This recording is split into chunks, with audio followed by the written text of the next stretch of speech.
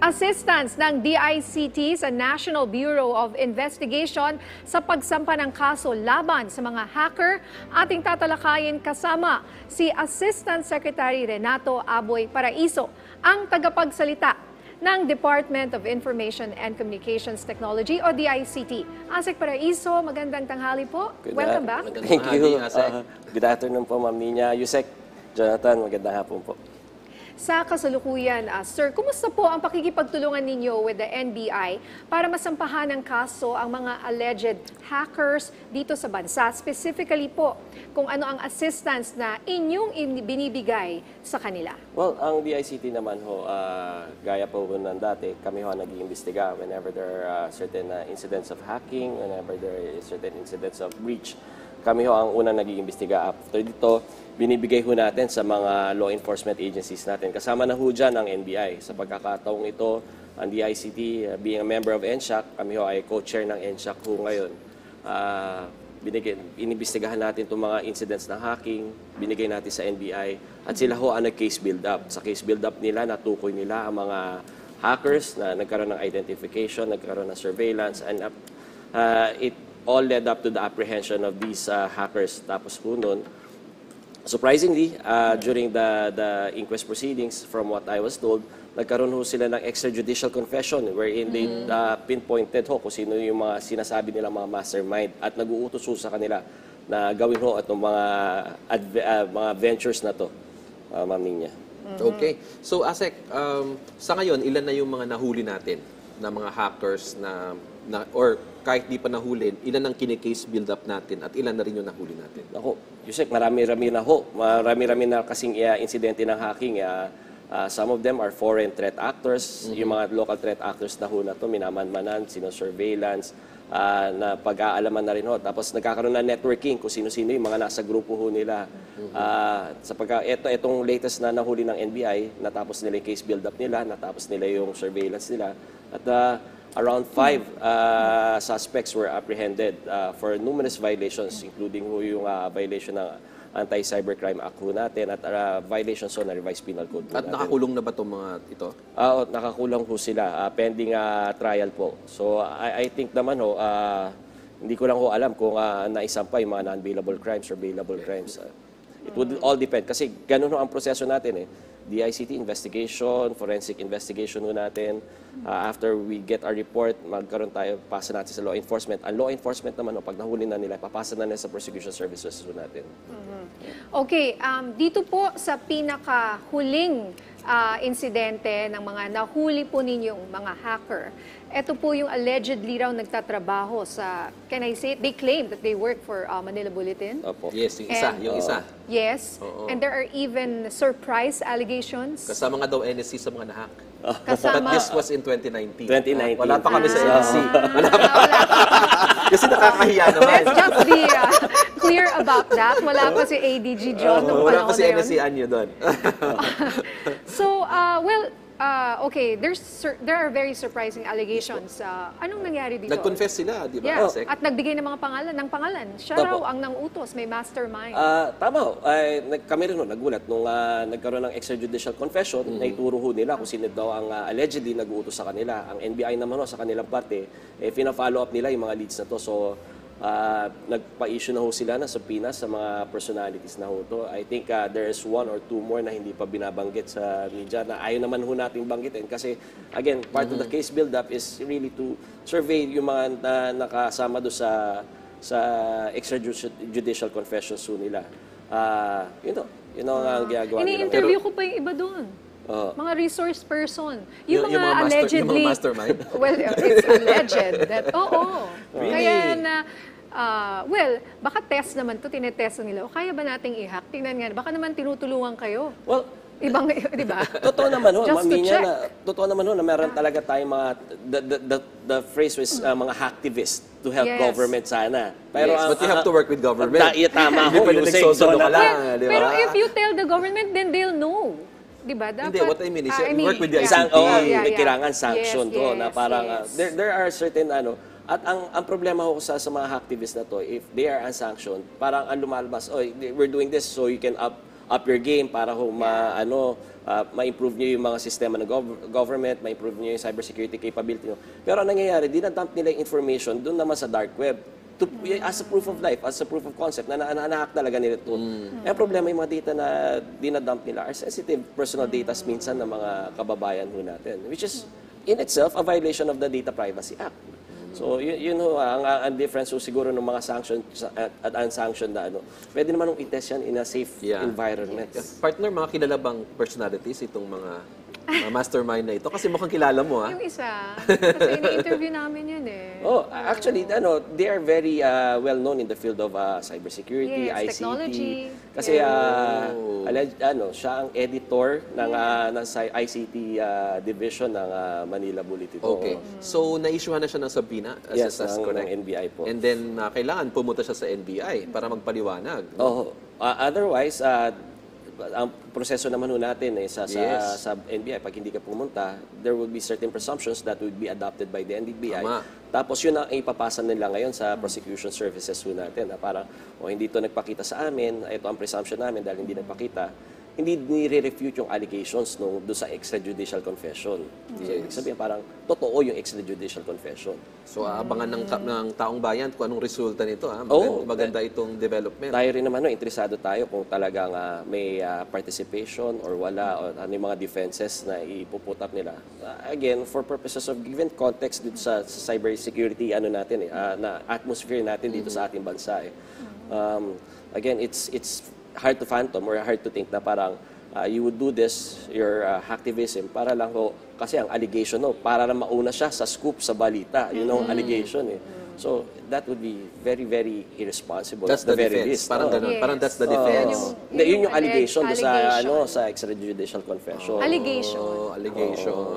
Okay. Yun yung sinasabi nila na bakit daw ginagawa nila to. Okay. So, ASEC sa ngayon, considering na usually kasi government naman ang nasa balita, but I keep telling people na the hacking also happens in the private sector. Pero ayaw lang nilang aminin doon. No? So, let's talk muna about the government hacking. How safe are we now in terms of protecting yung ating government websites, government critical infrastructure and all of that? Ako, Yusek, parati kong binibigyan ng konteksto eh. Sabi ko nga, sa isang araw, meron tayong 1 milyong attempts to hack various institutions, whether it's public or the private sector. Ang kalagayan ho ng ating cybersecurity capabilities dito sa ating bansa, medyo okay naman po siya, pero a lot can be, there's a lot that can be improved, a lot to be desired sa ating cybersecurity capabilities. Kaya nga naglabas ho tayo at pinirmahan ng ating mahal na Pangulong Ferdinand Romualdez Marcos Jr. yung National Cybersecurity Plan natin late last year. So right now, we're in the process of having it implemented sa various government institutions natin. Yeah, we have to upgrade kasi yung ibang mga government agencies. Kasi yung iba hanggang ngayon, pa rin yung lumang pangalan ng opisina nila, hindi pa sila IT office Tama. At saka data processing pa sila Yusek, ang kailangan maintindihan ng ating mga kababayan, iba-ibang level. Halimbawa, ang banking institution natin, BSP, talagang top level kasi talagang kailangan nilang protektahan. Pero yung mga ibang institution natin, tama ho kayo. Yung iba, ang term natin dyan, Jurassic, yung mga panahon natin, Yusek, Jurassic pa yung mga natin mga sistema natin, yung mga hardware natin, that needs to be improved. As well as, ang pinakakalaban talaga siguro natin is yung brain drain sa ating mga ICT tsaka cybersecurity professionals and experts. Kasi nga dito sa gobyerno, aminado kami, mababa ang pasweldo natin kumpara doon sa private sector. Mas lalo na kung ibang bansa nag-hire ng mga magagaling ang ating mga kababayan pagdating sa ICT. Pero wala sila dito. Wala sila dito, lalo wala sila sa gobyerno. Opo. So ito po ba konektado itong mga nahuli nyo ngayon? Kasi di ba yung mga balita tungkol sa dati na-hack yung Philippine Coast Guard, yung PhilHealth, are they connected sa iba pang government hackings? These 5 individuals are involved in various incidents of hacking na nangyari in the past. Gusto kong susugan, sabi ni Yusek Jonathan, yung mga hacking na to nangyari even in the times na bata pa sila So yung mga times na wala pa tayo sa gobyerno, wala pa si Yusek sa NICA, wala pa rin kami sa DICT. So ngayon nagka-catch up, natitrace natin because they leave certain footprints, they leave certain mannerisms do sa paggawa nila ng mga hacking nila na ma-attribute natin sa kanila yung mga nangyari ngayon. Yes. Partner, may tanong lang dito mula sa kasama natin sa media, si Pia Gutierrez ng ABS-CBN News. Ano daw po ang update sa iniulat na Jollibee breach. Actually, Bakit natawa kayo, Ase? Kasi kanina lang, nag-usap na ho kami nung head ng na isa sa mga corporate heads ho ng Jollibee. Kasi nangyari ho to Friday. Nagkaroon tayo ng report, finalo up ng DICT. Nakita naman ho natin sa dark web na talagang may mga datas from Jollibee na nandun na sa dark Naku, web. yung record mo na mong order. Mga in-order ko ba nandyan? Yung mga Jolly hotdog, Chicken Joy na pinag-order natin. Yun na nga ho, andun sa dark web. Pati mga address andun kasi, the addresses. Yeah, when you order through delivery service. Yes. And Contact number. numbers and addresses nandun ho. So tumawag, unfortunately, and I'd like to comment ho naman yung mga private sector natin, they don't have to reach out to DICT kasi wala hong mandato ang DICT, wala ho kaming regulatory powers over private entities. Nag-reach out sila, kasama ng isang private institution din, na last week lang din, parang na-highlight na puro private sector. Nagre-reach out ho sila sa DICT ho. Kaninang umaga, ang Jollibee nag-reach out to help, to ask for help from DICT. In fact, last Friday, they made us, they made it known to DICT na nag-file na sila na report sa NPC, National Privacy Commission, because this particular incident involves data breach, involves yung mga data ng mga clients nila na napunta na sa dark web, which tama ho, whenever there is data, personal data that's involved, kailangan ho talaga mag-report ho tayo sa NPC so they can do their investigation. Sila ho ang may regulatory power over that one. NTC. NPC, National Privacy Commission. National Privacy Commission. Yeah. Okay, so may sunod po na tanong si Pia Gutierrez. What is the DICT doing to further protect consumer data in the Philippines? Kasi sabi nyo nga, mga address, mga numbers, nandyan na sa dark web. Baka mamaya may dumating sa aking Jollibee, hindi ko naman in-order. Okay yun. Tapos sa'yo rin papabayaran naman. Pero pababayaran pala sa akin. Pero sa DICT naman, apart from the National Cybersecurity Plan, which aims to improve our cybersecurity posturing and capabilities, pinopropose na rin ho natin yung Secure DNS para naman ho mapigilan yung mga harmful contents na pumapasok ko dito, yung mga, which usually results in scam, yung mga kung saan bansa yung mga links papunta doon sa mga marketplaces nila, yung mga para ho siyang para ho maintindihan ng mga tao, para ho siyang firewall na from the cables that are coming in, maglalagay ho ng Secure DNS ang DICT para naman ho ma-filter natin ano yung mga papasok na data sa atin at ma-filter out natin kung ano yung mga harmful data and yung mga data that can be used for scamming. Wala pa tayo sa ngayon ng ganun. Wala pa ho. Pinopropose pa lang. Mga kailan kaya natin may implement yun? Yusek, alam mo to, a lot of it has to do with budgetary constraints. So talagang hihingin ho natin sa Kongreso na, and I think naman from my, kasi ako rin ho ang head ng LLD ng Legislative Liaison Division ho ng DICT. Sa pakikipag-usap ko naman ho sa ating mga babatas, they're very optimistic, they're very supportive of DICT. Pero again, it's a different animal altogether when it comes to budget hearings. Yes. Kung ano yung prioritization ho na dapat nilang gawin. And we would submit to the wisdom of Congress po. Yes. Asik, talking about scams, kasi nga isa sa mga pangako nitong yung cellphone registration is makukonti na yung mga text messages matatanggap natin because of scams. Pero every day may siguro mga 5 or 6. I still receive. Yeah. Oo. Like I receive, for example, BDO daw. BDO, kailangan i-verify mo, otherwise your account will be blocked. GCash, ganun din.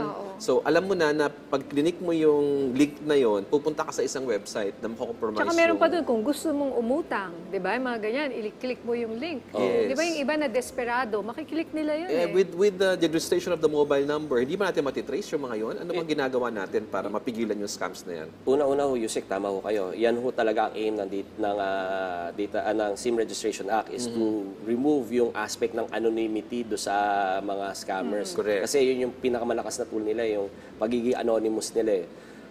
Unfortunately, yung iba nag-migrate na to other platforms. Kasi pansinin nyo, ang ginagamit ho nila yung mga tiyatawag nating over-the-top services, Viber, Messenger, na hindi ho kailangan ng SIM card registration. Yeah, pero may text pa rin. Hindi, ako may text. May text ako. Ang nangyari ho dyan, Yusek, at saka Maminya, ang nakalungkot na nangyari dito is before, after nung SIM card registration dito, nawala na shut off na yung mga unregistered SIM cards. Yung mga kababayan natin, siguro because of desperation, nagagawa nilang ibenta yung mga SIM cards nila. So pag nagre-rate tayo, ang daming registered SIM cards. At hindi rin naman ho kami magkukubli sa ating mga kababayan na may kakulangan din ho doon sa registration ng SIM card natin kasi nga nakakapasok yung mga nare-register mo yung SIM card mo using erroneous data. Siguro ang pagkakamali ho natin before is umasa ho tayo sa mga telcos. Sila ho ang inatasan natin na mag-register ng mga SIM cards natin. But because of the SIM Card Registration Act, we can now, kasi meron hong provision doon na may oversight na, may supervision na. So we can exercise now oversight over the implementation of the SIM Card Registration Act. And kung may kakulangan, pwede na ho nating i-revise or pwede nating i-remediate or even gawin yung mga uukol na remedies para ho matugunan yung mga pagkukulang na yun. Yes. So simply, the SIM Card Registration Act doesn't really work. And some of the critics before have been saying that already. It's not going to deter. They'll just find a way around it. Tama naman, no? Kasi again, technology advances so fast na parang yung what you do now is parang napipredict na rin nila on how ways, like you said, to circumvent, to go around these particular laws and certain measures na we adopt to prevent scamming from happening. So ayun nga, nagmamigrate sa ibang mga platforms. Ito namang mas malakas sa loob, binibili at nagbebenta ng mga SIM cards. So, yes. Sana, Asek, magawa natin ng paraan yung mga scams kasi I'm sure madami pa rin mga kababayan natin ang nakaka-click niyan kasi nga, nakakatanggap pa rin sila ng mga text messages coming from these people. So ano po ang panawagan natin sa ating mga kababayan regarding this type of scams? ay, ganun pa rin, kagaya ng parati namin pinapaalala sa ating mga kababayan is to adopt yung mga cybersecurity hygiene ho natin. Again, adopt stronger passwords. Kasi ang Pilipino ho, Yusek tsaka Ma'am Ninya, ang gusto niyang password yun, naalala kagad niya. Birthday niya, pangalan ng aso, pangalan ng asawa. So pag na-breach yung data mo, alam na kagad paano hulaan yung mga and this would eventually lead to parang mabibreach na rin at saka makukuha na rin mga passwords mo doon sa mga financial documents mo. So adapt stronger passwords. At pwede na ho tayo mag-adapt ng mga multi-factor authentication. Yun ho, siguro Yes. take advantage Two-step. natin. Yung mga biometrics, biometrics, face yeah. recognitions, one-time passwords. Yun yung OTP, pinapaalala ho natin sa mga kababayan ho natin. At saka ang pinakapaalala natin, pag ang message nyo may hyperlink or Wag may nyo i-click yan. Huwag nyo na i-click ho Nako, yan. May mga Delikado ho clickable yan. na yan. Pero please. minsan nakiklik accidentally. Alam mo, may kilala ko talagang na-depress siya. Hindi niya alam paano kasi kinuha yung pera niya. Tama ho. Oo. So parang ang hirap po ng gano'n na minsan aksidente. Yes. Kaya nga, nakikipagtulungan at nakikipag-usap din ho tayo sa tulong na rin ho ng NTC, which is the regulators of these telcos, na talagang pagdating ho sa text, wag na ho payagan na magkaroon ng hyperlink. Ayan. Yeah, Oo, tama. kung pwede. Ay, maganda pong suggestion yan. So tanggalin na yung kailan hyperlink. kaya yan? Pero ang problema mo, pag sa ibang platforms, hindi nyo maiwasan sa Viber, sa Messenger, yung ganyan. But at least sa text man At least lang, sa text man lang. maayos po yan. So sana po maganda yan na to be considered. Okay, maraming salamat po sa inyong oras. Marami pa sana akong gustong itanong eh. Kapitbahay nyo lang ako, pwede naman ako. So ngayon, dahil pag nag-order ka, di ba, bibigay mo address mo, pangalan mo, do you actually give your real name? And di ba, siguro hindi na. Di ba? Or initial na lang or Baka something. hindi deliver sa'yo pag hindi real name. Hindi din malalaman na kung saan nakatira si Piolo Pascual, for example. Puntahan ko na yung nangyari sa Addition Hills na sinundan nung Grab rider dahil yung address alam nila eh. Tama po. Oo. Hindi ko sasabing Grab. Yun na, it's just example. It's an example. Okay. Maraming Thank you. salamat po sa inyong oras, Assistant Secretary Renato Aboy Paraiso.